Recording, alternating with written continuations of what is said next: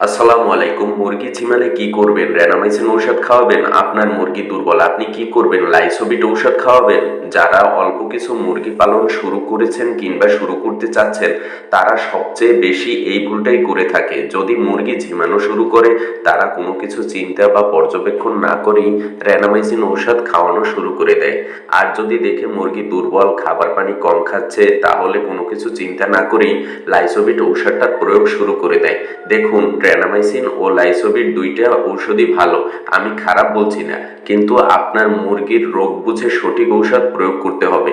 যদি আপনি মুরগিকে অতিরিক্ত লাইসোবিট ও রেনামাইসিন ঔষধ প্রয়োগ করেন, আপনার মুরগির যে ক্ষতি হবে সে বিষয়ে আজকে ভিডিওতে আলোচনা করব।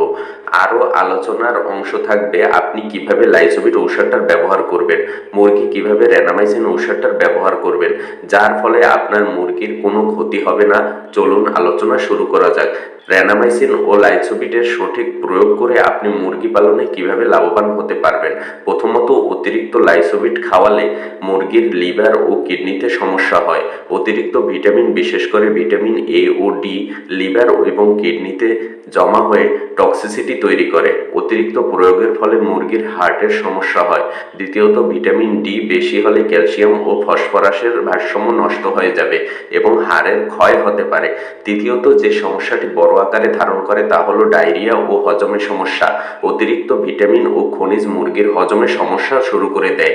চতুর্থত, আপনার বাচ্চা মুরগিকে একাধারে লাইসোবিট খাওয়ালে আপনার বাচ্চা মুরগির পেটে গ্যাস ও পেট ফুলে উঠতে পারে। এছাড়া বাচ্চা মুরগি মারাও যেতে পারে। এবার বলা যাক লাইসোবিট ঔষধের সঠিক ব্যবহার কিভাবে করবেন। মূলত লাইসোবিট ঔষধ আমরা কেন ব্যবহার করি? মূলত লাইসোবিট ঔষধ আমরা ব্যবহার করি মুরগির বাচ্চার রোগ প্রতিরোধ ক্ষমতা বৃদ্ধি করার জন্য, মুরগির বাচ্চাকে সুস্থ রাখার জন্য। বড় মুরগিকেও আমরা ঠিক একই কারণে ব্যবহার করি। বড় মুরগি বা ছোট মুরগি যাকেই এই লাইসোবিট প্রয়োগ করেন না কেন, তা সর্বোচ্চ 3 থেকে 4 দিন, দিনে 1 বেলা বা 2 বেলা, এর বেশি ব্যবহার করবেন না। আমি এমনও দেখেছি এই লাইসোবিট 7 দিন, 12 দিন, এমনকি 15 দিন পর্যন্ত ব্যবহার করেছে অনেকে। এছাড়া যখন আপনি মুরগিকে অ্যান্টিবায়োটিক ব্যবহার করবেন, তখন আপনি অ্যান্টিবায়োটিকের সাথে লাইসোবিট ব্যবহার করতে পারেন, সর্বোচ্চ 1 বেলা বা 2 বেলা। এতে মুরগির দুর্বল হয়ে পড়বে না, অ্যান্টিবায়োটিক ঔষধটা ভালো কাজ করবে। এবার আপনাদেরকে বলা যাক অতিরিক্ত রেনামাইসিন ঔষধ খাওয়ালে মুরগির যে ক্ষতি হয় এবং কখন রেনামাইসিন ঔষধ মুরগিকে খাওয়াবেন। কিন্তু তার আগে একটা রিকোয়েস্ট, যদি Pirojpur agro and hatchery YouTube channel দেখে থাকেন, তাহলে চ্যানেলটি সাবস্ক্রাইবের সাথে থাকবেন এবং ফেসবুক চ্যানেল থেকে যারা দেখছেন তারা ফলো করে রাখবেন। ভিডিওটি ভালো লাগলে শেয়ার করে রাখবেন, যে কোনো সময় কাজে লেগে যাবে। লাইক করে দিবেন আর কমেন্ট করে জানাবেন আপনার মুরগির সংখ্যা কত, আপনি কতগুলো মুরগি পালন করছেন।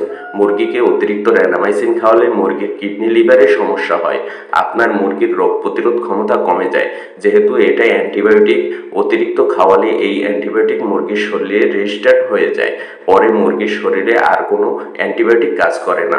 মুরগির দুর্বল হয়ে পড়ে। ডিম পাড়া মুরগিকে খাওয়ালে ডিম পাড়া কমিয়ে দেয়।